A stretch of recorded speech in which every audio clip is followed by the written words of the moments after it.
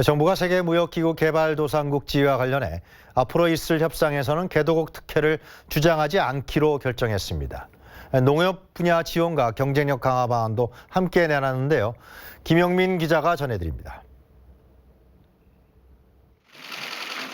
정부가 홍남기 경제부총리 주재로 대외경제관계장관회의를 열고 WTO 개발도상국 지위 관련 여부를 논의했습니다. 논의 결과 정부는 앞으로 있을 WTO 협상에서 개도국 특혜를 더 이상 주장하지 않기로 최종 결정했다고 밝혔습니다. 특히 포기가 아니라 미래 협상에서 특혜를 주장하지 않는다는 점을 분명히 했습니다. 새로운 협상이 시작돼 타결되기 전까지는 기존 협상을 통해 이미 확보된 특혜를 변동 없이 유지할 수 있다는 겁니다. 미래 WTO 협상에서 개도국 특혜를 주장하지 않기로 결정하였습니다. 특히 이번 의사결정 과정에서 첫째, 쌀 등 민간 품목에 대한 별도 협상 권한을 확인하고 둘째, 개도국주의 포기가 아닌 미래 협상에 한한 특혜를 주장하지 않는다는 점을 명확히 하고자 합니다.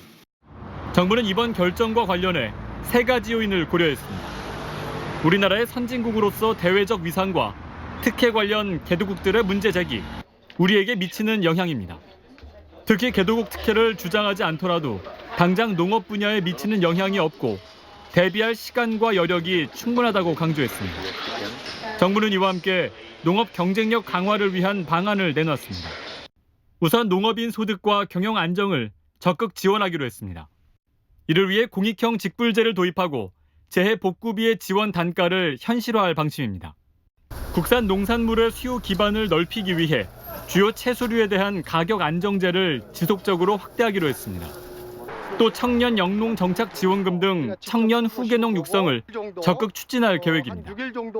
정부는 이 같은 내용의 방안들이 제대로 추진될 수 있도록 내년 농업 예산을 15조 3천억 원으로 편성하고 재원 지원에 만전을 기할 방침입니다. KTV 김용민입니다.